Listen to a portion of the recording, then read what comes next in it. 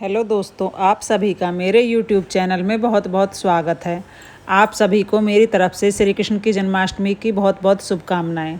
आज मैं आपको श्री कृष्ण जन्माष्टमी की सबसे सरल विधि बता रही हूं, जिसमें मैं आपको पूजन सामग्री, पूजा की थाली में क्या क्या चीज़ें आवश्यक होती हैं और सरल विधि से पूजा करके दिखाऊंगी। अगर आपको मेरी ये वीडियो अच्छी लगे तो मेरे चैनल को प्लीज़ लाइक करें, सब्सक्राइब करें और बेल आइकन दबाना न भूलें। श्री कृष्ण जन्माष्टमी की पूजा में सबसे पहले मैंने दूर्वा ली है, क्योंकि दूर्वा भगवान गणेश को बहुत प्रिय है और हम कोई भी पूजन करते हैं तो सर्वप्रथम भगवान गणेश की पूजा की जाती है। उसके बाद मैंने आम के पत्ते लिए हैं जो मांगलिक कार्यों के लिए अत्यंत आवश्यक होते हैं, और उसके बाद मैंने तुलसी दल लिया है।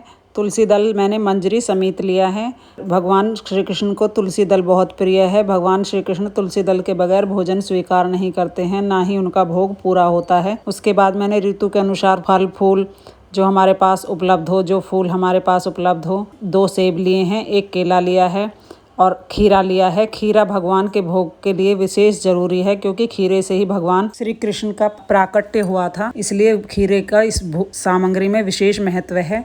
उसके बाद हम मक्खन लेंगे। मक्खन मिश्री का भोग भगवान श्री कृष्ण को सदा ही प्रिय रहता है। और उसके बाद अगर हम चाहें तो मिष्ठान जो भी हमारे पास उपलब्ध हो, लेकिन धनिया की पंजीरी भगवान श्री कृष्ण को विशेष प्रिय है, इसलिए अगर घर में धनिया की पंजीरी बना कर लिया जाए तो उसका विशेष फल मिलता है। फिर मैंने भोग के लिए मेवे, भोजन के लिए, प्रसाद के लिए मिश्री वगैरह जो हमारे पास उपलब्ध हो वो ले सकते हैं। मैंने भगवान के लिए बांसुरी और भगवान के आसन के लिए पीला वस्त्र लिया है। पीला वस्त्र भगवान विष्णु और भगवान श्री कृष्ण को विशेष प्रिय है। भगवान श्री कृष्ण का एक नाम पीताम्बरधारी भी है। अब मैं एक आसन के लिए एक चौकी ली है। चौकी पे मैंने पीला वस्त्र बिछाया है। पीले वस्त्र बिछाकर हमारे पास भगवान का जो विग्रह रूप उपलब्ध हो, मेरे पास लड्डू गोपाल नहीं है, अगर आपके पास लड्डू गोपाल हैं आप तो उन्हें पंचामृत से स्नान कराकर तब उन्हें चौकी पर बैठाएं। मेरे पास भगवान की मूर्ति है राधा कृष्ण के साथ, तो मैंने राधा कृष्ण की वो मूर्ति ली है। ये कच्चा सूत है जो मैंने 7 बार उंगली पे लपेटकर उसके लिए भगवान गणेश के लिए चावल बिछाने के बाद मैं वहाँ पर कलश की स्थापना करूँगी। एक कलश जल भरकर वस्त्र के रूप में पीताम्बर भगवान जी को धारण कराऊँगी। भगवान जी, अगर हमारे पास लड्डू गोपाल हैं तो हम उनकी ड्रेस ला सकते हैं, लेकिन अगर हमारे पास बाल रूप नहीं है तो हम पीताम्बर उन्हें ओढ़ा सकते हैं, क्योंकि भगवान को पीला रंग विशेष प्रिय है और भगवान को पीताम्बर बहुत ही ज़्यादा प्रिय है।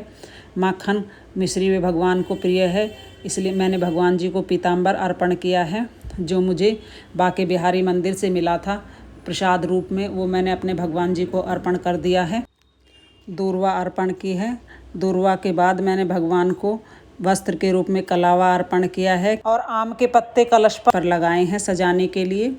उसको इस तरह से सजाना है ताकि वह बहुत ही मनोरम लगे, अच्छा लगे। हमारे मांगलिक कार्यों में विशेष महत्व होता है, जैसा कि मैंने पहले आपको बताया था कि सबसे पहले भगवान गणेश का पूजन अनिवार्य है, क्योंकि सर्वप्रथम भगवान गणेश का पूजन ही किया जाता है। केले के पत्ते अगर हमारे पास उपलब्ध नहीं हैं, कलावा बांधने के बाद सबका तिलक करना चाहिए। चंदन से तिलक करने पे पहले कलश का तिलक करो। सबसे पहले भगवान गणेश तक का तिलक करो, फिर भगवान श्री कृष्ण जी का तिलक कर कर कलश पूजन करना चाहिए। कलश पर स्वास्तिक बनाना चाहिए। कलश के साथ साथ फिर भगवान को पंचमेवा का भोग भी लगता है। पंचमेवा में आप चाहे जो भी 5 मेवे ले लें।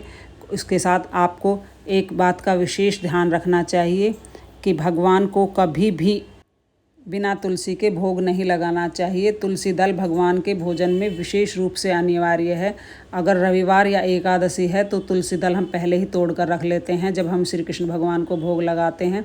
चंदन से तिलक कर कर फिर चंदन से तिलक कर कर भगवान को जो कुछ हमारे पास हो उन्हें अर्पण कर दें। भगवान के जो हमारे पास भोजन होता है वही भगवान को विशेष प्रिय है। जो भक्त भाव से भगवान को जो कुछ अर्पण करते हैं वह विशेष रूप से उन्हें प्रिय होता है। भगवान श्री कृष्ण को पालना विशेष रूप से प्रिय है। जब उनका जन्म हुआ था तो पालने में उनका झूलन भी होता है। अगर हमारे पास घर में पालना नहीं है तो आसपास किसी मंदिर में जाकर उन्हें पालना ज़रूर झुलाएं, उसके विशेष कृपा होती है। अगर भगवान के पालने को हाथ लगाकर उन्हें पालना झुलाते हैं तो उससे हमें विशेष कृपा होती है। गणेश भगवान का तिलक कर कर उन्हें जनेऊ अर्पण करें और जनेऊ अर्पण करने के बाद उन्हें दूर्वा अर्पित करें। गणेश भगवान को दूर्वा विशेष रूप से प्रिय है, इसलिए उन्हें दूर्वा जरूर अर्पण करें। भगवान जी को दूर्वा अर्पण करने के बाद उन्हें जनेऊ अर्पण करें। जनेऊ अर्पण करने के बाद वस्त्र रूप में कलावा अर्पण करें। उसके बाद सभी देवी देवताओं को तिलक करें। तिलक करने के बाद शुद्ध देसी घी के दिए से आरती के लिए भगवान को भोग देवताओं का आह्वान करें, उन्हें भोग अर्पण करें। हो सके तो आसपास के मंदिर में दर्शन करने भी जाएं। ये मैंने कान्हा जी के लिए मटकी सुंदर तैयार की है।